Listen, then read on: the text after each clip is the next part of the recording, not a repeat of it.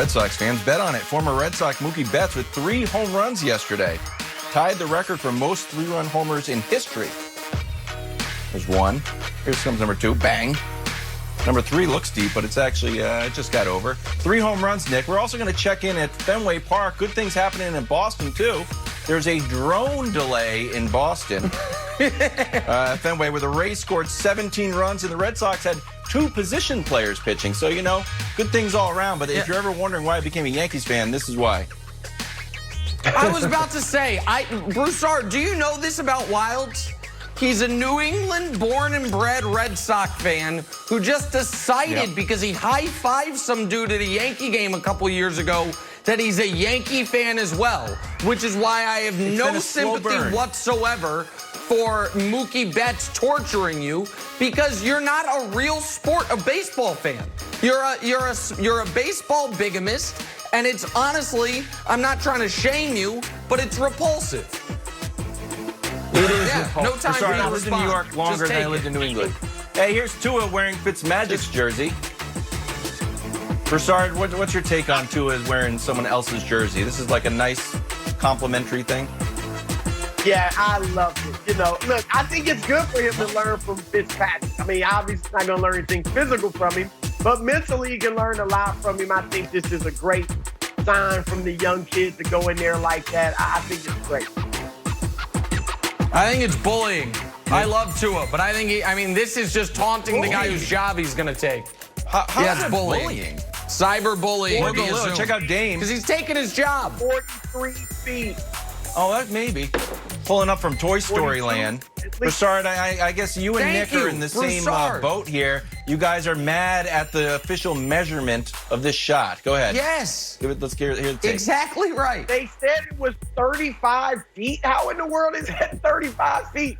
If the court's 94 feet, half court is what? 47 feet. 47. He's like 4 or 5 feet from half court. But that's exactly right. Baseline, we looked it up before the show because you and I had the exact same issue. The problem, according to the NBA's official rule book, is the rim is not even with the baseline. So the rim juts out a few feet. So they subtract that from there. That's why. Really? But I agree with you. This is a 40-footer. So if that's not a 40-footer, there is no 40-footer. Every 40-footer is past half court. It's nonsense. Broussard, it's a great take. It came to the right place for basketball analysis. The rim is not on the baseline. Oh, look at the locked-in Lakers, who don't care who they play. Kyle Kuzma says they're war ready. They look locked in, Nick. Oh boy. They're nervous about this. This right here, running this clip of LeBron the day after he does one of the most selfless acts in the history of basketball by playing in this game, putting his double-digit point streak on the line, knowing he's only going to play the first half. He's 5 games away from 1,000 straight games with 10 or more points, an unbreakable record, and he says, you know what, I'll put it on the line, knowing I'm only going to play the first half. And you find his one bad 10-second reel. I don't like to use this term, but you, Kevin Wilds, are fake news. The fact that you forced this into the show to slander the greatest player ever when he once again does something great for his teammates by even playing, putting personal accolades to the side, it's really embarrassing. I'm embarrassed for you. I'm embarrassed on behalf of the show and of the network. Just so you know. I'll try to get past it, but it's going to be tough. Also, just for the record, the rim is not at the baseline. Hey, let's talk about the Rockets plan. I get it now. I get it. Okay. Houston Chronicle reported Russell Westbrook's strained quad may force him to miss multiple games of Houston's first-round series against the Thunder. Nick, on a scale of 1 to 10, how nervous should this news make the Rockets? 8. This is awful. 8? Wow. And it's awful for a number of reasons. There's the obvious basketball reason of the Rockets are the only team that go into the playoffs with one of their top 2 players just gone, at least for the start of the postseason. But then there's the narrative reason, and narratives matter.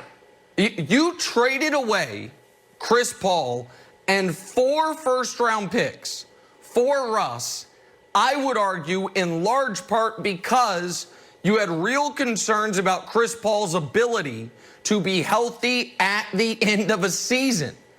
And now a Rockets team that I thought, and we've talked about this, even though, Broussard, you're not as high on them as I have been, that a team that could benefit the most from the bubble. They weren't going to have home court anyway, so now there's no road games. Harden and Russ get rested beforehand.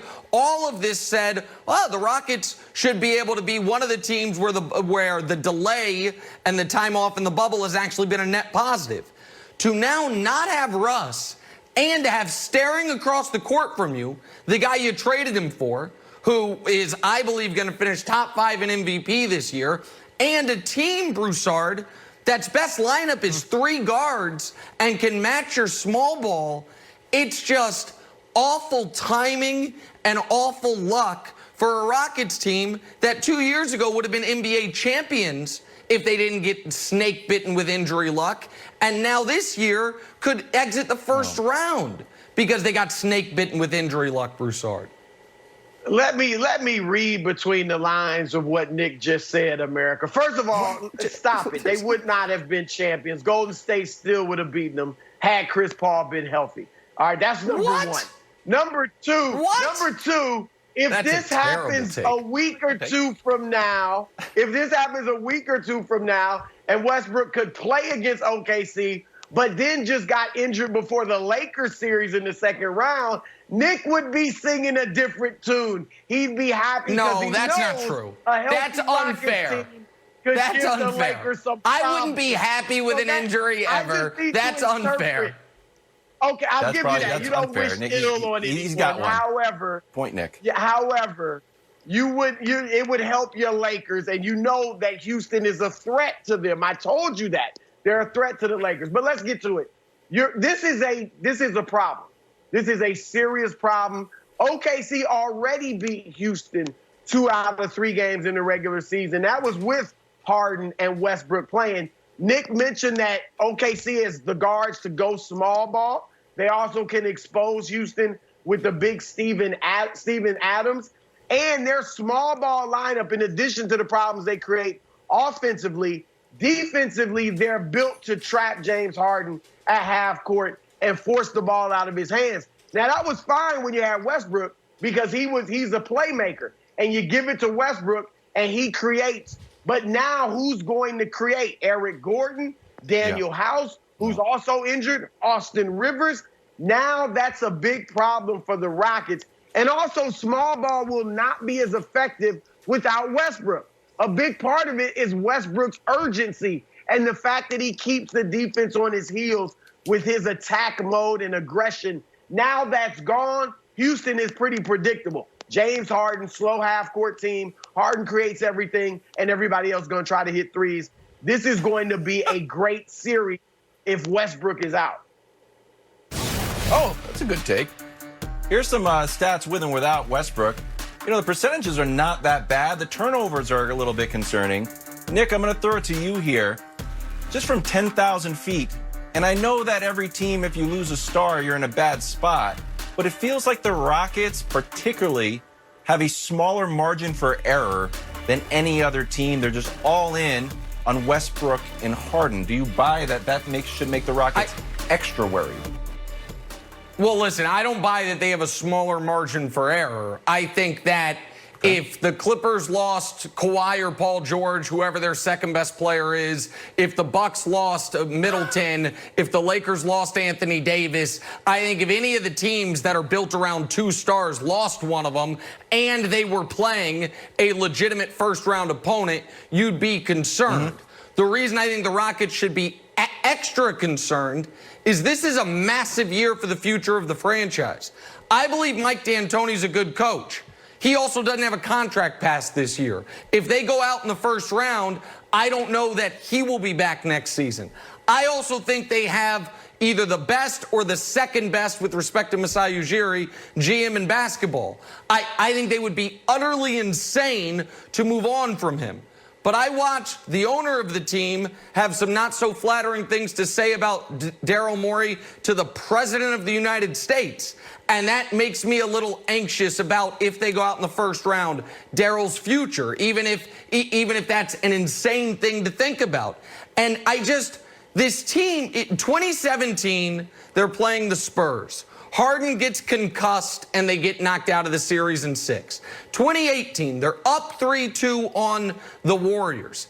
And Chris Paul tweaks his hamstring. They miss 27 straight threes in Game 7, and they lose. Last year, they are beating the full-strength Warriors. KD goes down, and they short-circuit. Now, there's no excuse there. They should have won. They just short-circuited the end of Game 5 and then second half of Game 6. And then this year, I think they were playing their best basketball of the year in the bubble, and then Westbrook goes down. It just feels like it's been something each of the last 4 years when you've had James Harden at the peak of his powers, and it makes me concerned the Rockets are going to make some very rash moves this offseason that they shouldn't. Okay. I mean, not bad. Kittle and Kelsey.